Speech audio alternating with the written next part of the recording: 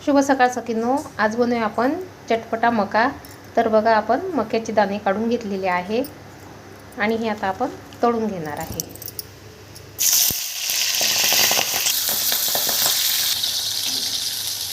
बस हे 2 मिनिटच तळायचे, काढून घ्यायचे। बघा, आपले मका तळून तयार आहेत। आता यामध्ये आपण चवीनुसार मीठ टाकणार आहे आणि मिरची पावडर टाकणार आहे। थोडीशी, फार नाही टाकायची, थोडासा चाट मसाला। आता हे छान मिक्स करून घ्यायचं।